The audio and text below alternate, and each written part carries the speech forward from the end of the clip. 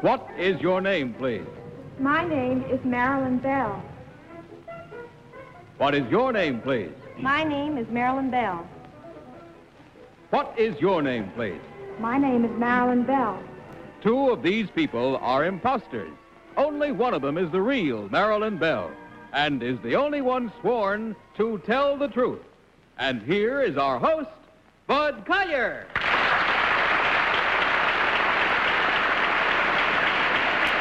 Thank you very much. And a very good evening to you to our game of deliberate misrepresentation, wherein four presumably smart people try to figure out which one of three challengers is sworn to tell the truth. To Tell the Truth is brought to you each week by Geritol, America's #1 tonic, the high-potency tonic that helps you feel stronger fast. And now let's meet our cross-examiners. What is your name, please? My name is Mary Healy. My name is Jackie Cooper. My name is Kitty Carlisle. And my name is Hy Gardner.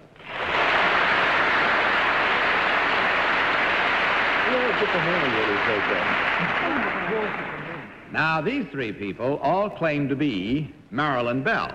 Of course, only one is the real Marilyn Bell. The others have merely assumed that identity, and they do not have to stick to the truth. Now, panel, in front of you, you'll find a copy of an affidavit. Will you please follow along while I read from it? I, Marilyn Bell, was voted Canada's Woman of the Year for both 1954 and 1955. Currently, I am a student at McGill University in Montreal. When I was 10 years old, I won my first medal for swimming a mile in 40 minutes. 6 years later, in 1954, I became the first person to swim across Lake Ontario, a distance of 32 miles. That time, I was in the water almost 21 hours. The next year, on my first attempt, I became, at the age of 17, the youngest person to ever swim the English Channel. I swear that the above statement is the truth, the whole truth, and nothing but the truth. Signed, Marilyn Bell. Now, we get on with our game in just a few. It's time now to play our game. These lovely young ladies all claim to be Marilyn Bell, long-distance swimmer. Remember, only the real Marilyn Bell is required to answer your questions truthfully. Each of you will question until you hear this bell, and at the end of the questioning period, you will be asked to register, as usual, your vote as to which one of these is the real Marilyn Bell. Let's start this time with, let's go 1, 2, 3, 4. Let's start this with Mary Healy. Mary? All right, Bud. Number 2, what was the time that it took Gertrude Ederle to swim the English Channel? Around 14 hours and 15 minutes, I think. Number 3, what would you say? I'd say 14 hours and 36 minutes. Number 1? I think it was about 14 and a half hours. All right. Number 2, what year was it? 1928. Number 2, rather. In Montreal, there is a very famous hotel that takes people for a romantic sleigh ride in the winter up to this mountain. Could you tell me the name of the hotel? Gosh, I'm not sure. Jackie Cooper. Number 1, do you use the Australian crawl? Yes. Which side do you breathe? My right-hand side. Off the right. Number 2, when you swam Lake Ontario, did you swim east to west or west to east? Youngstown to Toronto. I swam. All right. Number 1, when you went to England to swim the English Channel, what boat did you go over on? Well, I didn't go by boat because I get seasick. Kitty Carlisle. Number 2, most channel swimmers are usually shown covered with grease. What kind of grease do you use? Actually, I prefer axle grease. Axle grease? Yes. Is that what looks so black? Yes, that's it. Number 1, after 21 hours in the water, what's uppermost in your mind, aside from getting out? I'm afraid that after 21 hours, I didn't remember anything. Number 3, what are you most afraid of on a long swim? Afraid of my legs getting awfully tired. You're not afraid of things in the water. Well, eels. Eels? Yeah. That's interesting. Stop getting hungry. Hi, Gardner. Did she say eels or heels? Eels. Number 2, where did you come from originally? I come from Toronto. What brother of what famous actor is the Governor General of Canada? Vincent Massey. Yes, in Toronto, what is the name of the sports arena that's on Bayshore Boulevard? Would you know? Is it the Maple Leaf Garden? Thank you very much. Number 3, I wonder if you would tell me what distance swimming, or when you're distance swimming, what kind of food do you eat? You mean freshwater or saltwater? Is there any difference? Oh, yes, of course. In saltwater, I take lemon water, and in freshwater, I have pablum. In freshwater, you have what? Pablum and also corn syrup sometimes. That sounds very dull to me. Number 1, would you name the 2 most important department stores in Toronto? Eaton's and Simpson's, I guess. That's it. It's time to vote. Hope you got enough evidence now, panel. And without consultation, will you mark your ballots? Voting thereby for number 1, number 2, or number 3. Of course, as you know, the team of challengers receive $250 for every incorrect vote, which means if they fool the entire panel, they may divide as much as $1,000. All right, panel, have you marked your ballots? Good, fast voting. Mary, for whom did you vote this round? Well, Bud, I voted for number 2. Because she looks healthy enough to swim it lengthwise. Jackie, how about you? What was your vote? I voted for number 3. What was your reason, Jack? Well, 1, because of what she said about the eels being a menace in the water, and 2, because of the way she looks, and 3, about what she said about what she ate when she swam in fresh or salt water. Okay, Kitty, how about your vote? Number 3. Your 3 is upside down. Oh. She's swimming from west to east, you understand? Well, because she looked the most determined, and I didn't think anybody could invent that business about eels. Hi, Gardner, how about you? Well, I voted for number 2. Coming from Canada, I can't see how she can get a Miami tan. Number 3, that is. And number 2, when she first came out, had her mouth closed, and that's the right way to swim. All right, there you are. Rhymes and reasons they may be. Let's see how well you match up with us now. Hope you've cast your votes at home, because we're about to find out which of these lovely young ladies is the long-distance swimmer. So get set. Will the real Marilyn Bell please stand up?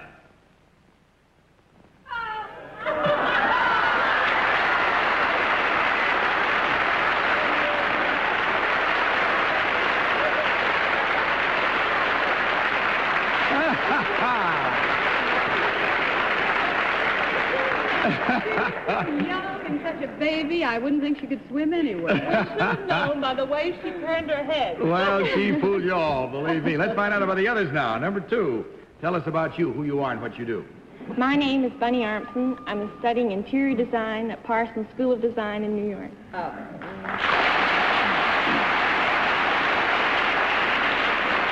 And number 3, you with that beautiful Florida tan, who are you? My name is Sybil Stocking. I'm from Nashville, Tennessee, and I'm a junior at Barnard College here in New York City.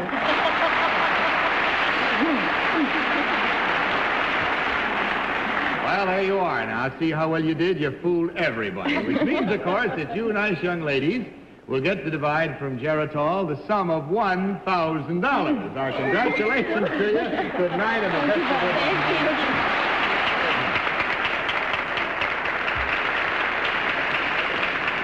Now, may we have our next team of challengers, please?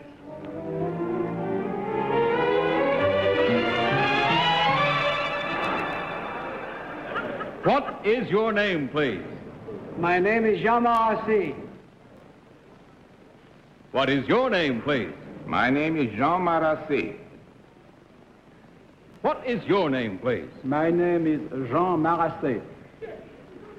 All right, panel, once again, you've had a look. Will you follow along with your copies of this affidavit? I, Jean Marasset, have been engaged in the culinary arts for most of my adult life. Despite the fact that I was once a riveter in an aircraft factory and also spent a short time in the merchant marine, I've been a supervising chef for 29 years. My present job is my most demanding to date, since it requires knowledge of the cuisine of all of the countries of the world. I am the head chef at the United Nations. I swear that the above statement is the truth, the whole truth, and nothing but the truth. Signed, Jean Marasset. Time again now.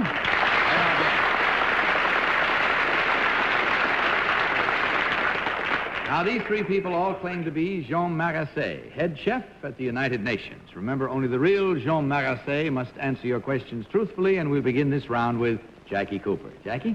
Number one, would you tell me the ingredients of marinara sauce?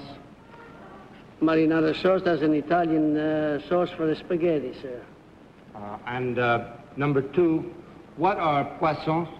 Poisson, Number two. That's a fish. Legumes? I beg your pardon? Legumes? Legume. L-E-G-U-M-E. Oh, very good. That's vegetable. Number three, could you give me the ingredients of gefilte fish?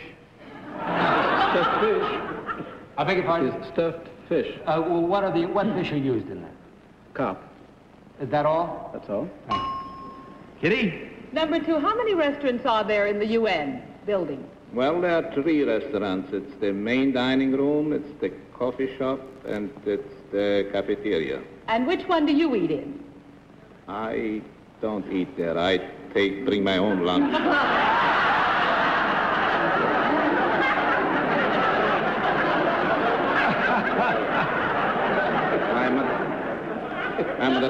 I'm a special diet. That's why. Number three, why are men better chefs than women? Number three. Well, because they apply themselves to it, they make a profession of it, I suppose. I see. Number two, tell me, why are all cooks temperamental, of course, except our own? They are not. Hi, Gardner. Number one, what delegation would order sukiyaki? The Japanese delegation, sir. And what do you serve on a flaming sword? Shish kebab, sir. And also, number one, what delegate at the UN orders pizza pie a la mode? Nobody ordered pizza pie a la mode, sir. They don't. Number two, what is the favorite? Number three, as a matter of fact, I may as well skip you. You look like Adolf Mancha and probably answer. Number three, what is the favorite dish of the Russian delegation? Well, they have no special favorite dish. They all like Russian dishes, except Mr. Stroyanov. He likes Swedish meatballs. He likes what? Swedish meatballs. I can understand that. Mary Healy. And number three, since you cater to many of the tastes and appetites of the various members of the UN, what would you say, for instance, that Madame Pandet might like? Well, she would like curry. Curry. Lamb or curry. Thank you very much. Number one, why do chefs always wear those big hats? Because we have a big head. I beg your pardon? Because we have a big head. You don't seem to have too big a head. Number two, tell me, how do you make crepe Suzette? Crepes. Well, that's a very long story, but if you leave your name and address, I will be very happy to meet you. All right, Jackie. Number three, when you inserted some of these rivets in these airplanes, and when you picked them up with your hands, did you use a caliper at any time? I didn't pick them with my hands, number one, and I didn't use a caliper. They were already measured, but the right size. And number two, why can't you pick up the rivets in your hands? Well, you can, but they rivet. It's in the gun. That's all the time we have, panel. It's time to vote again. So without consultation, will you once more mark your ballots? Selecting, of course, number one, number two, or number three. Okay, how about it? Ballots all marked? Mary, yours marked? Yes, I almost hate to tell you. Okay, go right ahead and tell me. Who'd you vote for? Number three, What was your reason? because he looks like he spends a great deal of time cooking and a great deal of time eating and enjoying the food that he cooks. Okay, Jackie Cooper, your vote this time was for... Number two, Why? because he knew that the rivets go in a gun and not are picked up by hand. Uh-huh. Kitty? Number 3, I hope it's right side It's up. right side up. Because I thought that I love to eat, and number 3 looked like the best cook to me, and also he seemed to have the best French accent. How about you, High Gardner? I voted for number 3 also. Did you? Yeah, he's sort of got a tilt to his hat, which looks like a chef, so it's probably number 1. Nobody voted. All right, now, no fair changing at home. If you voted along with us, then hang on and see what's in store for you now. We're going to see right now which one of these 3 gentlemen is the distinguished chef at the United Nations. Will the real Jean Marasse please stand up?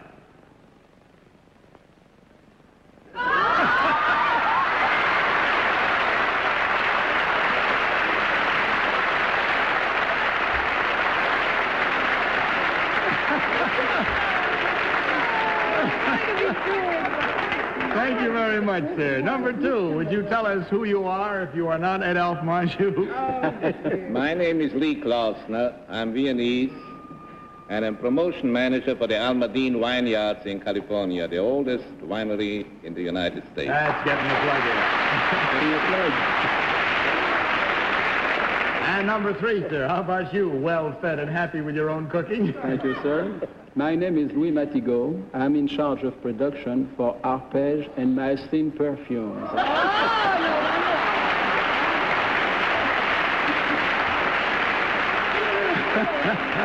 You better watch out for his formula for crepes, Suzanne.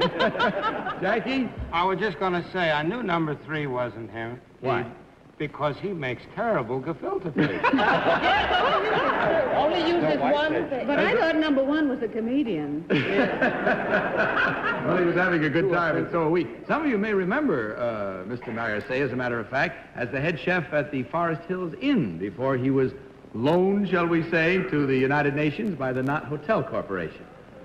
Gentlemen, we had a good time, but here again, the panel has fallen on their noses, and pretty noses they are. We've got to get We the next have one. absolutely 4 beautiful round wrong votes, which means that you too will divide the sum of $1,000. Hope you enjoyed your visit. We did. Good night and good luck.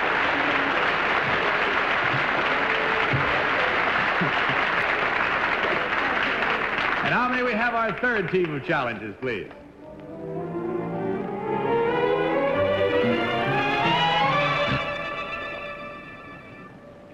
What is your name, please? My name is Hazel Abel. What is your name, please? My name is Hazel Abel. What is your name, please? My name is Hazel Abel. Once again, panel, will you follow along on your copies of this affidavit? I, Hazel Abel, am former United States Senator from the state of Nebraska. I am also a former high school Latin teacher. I was the president of the Abel Construction Company for over 12 years, a position that I assumed when I became a widow in 1937. Since that time, I have put 4 daughters and 1 son through college. I now have 6 grandchildren. 1 week ago today, I was named American Mother of the Year for 1957. I swear that the above statement is the truth, the whole truth, and nothing but the truth. Signed, Hazel Abel. We'll start our cross-examination in just... All right, panel, here we go now. These 3 people all claim to be the American Mother of the Year for 1957, Hazel Abel. Let's start this round with Kitty Carlisle. Kitty? Number 2, what did you find the most difficult job? United States Senator, Latin teacher, or bringing up 5 children? Decidedly bringing up 5 children. It was the most challenging. Number 3, I read in the paper that they are building a gymnasium in the Senate now for ladies and a steam room. Did you find ladies discriminated against in the Senate? Not at all. Not in any way at all. Only in the men's gymnasium. Number 1, would you tell me if you have any advice for career women who are also mothers?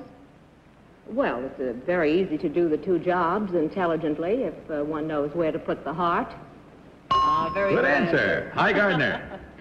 Oh, the way these 3 senators are staring, I think I'll plead the 5th Amendment. All right, we'll go through with it. Number 1, what is the name of the famous newspaper in Omaha, Nebraska? The Courier.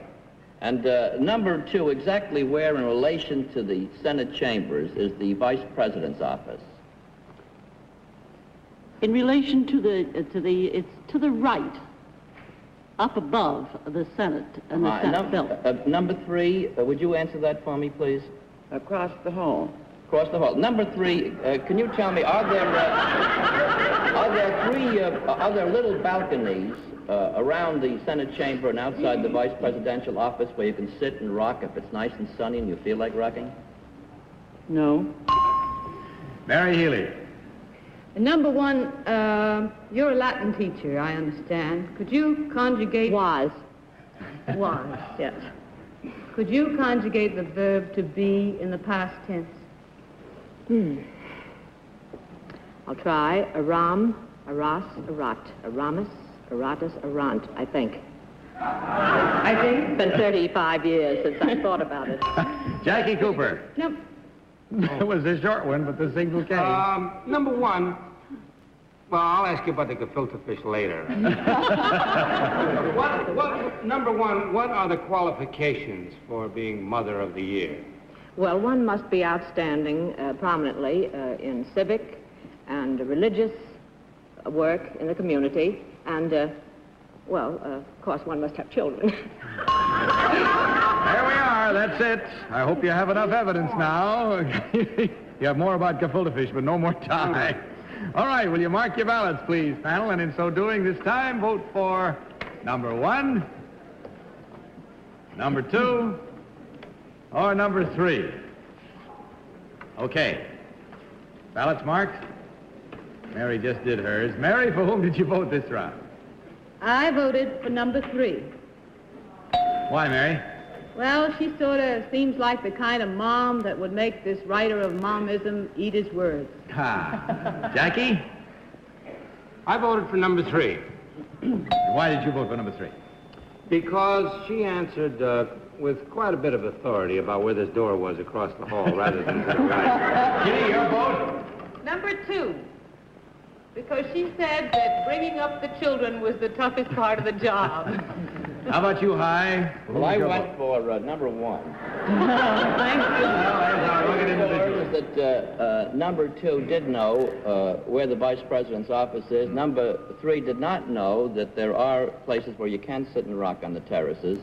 And I like the way number 1 said something in Latin. I think if you interpreted, you could get something pretty good at a drugstore. All right, there we are with our reasons and our votes. Let's see if yours are as good now, because we've made up our minds as to which one of these women is the real American Mother of the Year for 1957. So will the real Hazel Abel please stand up?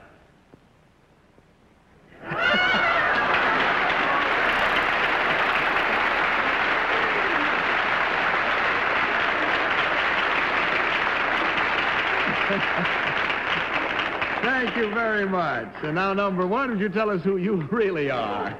Well, I'm really Mrs. Marguerite George, a matron model for the Harry Conover Agency in New York City.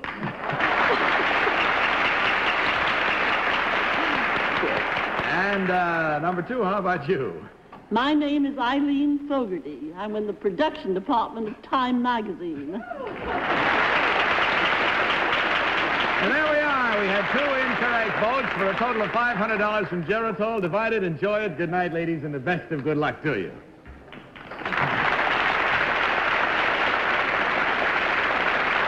Well, I'm sorry to say that is all the time we have left for tonight. And before I say good night, I want to thank you, Mary Healy, for gracing us and being so prettily with us for the past 4 weeks. Hope you enjoyed it. We did. I loved it, Bud. Thanks a lot for having me. Come back and see us again, will you? Good. Incidentally, I'd like to also remind you that it means Polly Bergen will be back with us next week. And every one of you, don't forget to watch Polly, who is going to be on Playhouse 90 this coming Thursday night, depicting, acting, and singing the life of Helen Morgan. So be sure to be watching it at that time. And now, good night, panel. Good night, Bud. And as for all of you, remember what I told you about Geritol, the high-potency tonic that helps you feel stronger fast. And right now, this is Bud Collier saying good night and reminding you to tell the truth. Good night, everybody. Transportation for To Tell the Truth is arranged by American Airlines. Guests have flown to New York aboard America's famous luxury flight, the DC-7 Mercury. To Tell the Truth is Mark Goodson, Bill Godwin production in association with the CBS Television Network.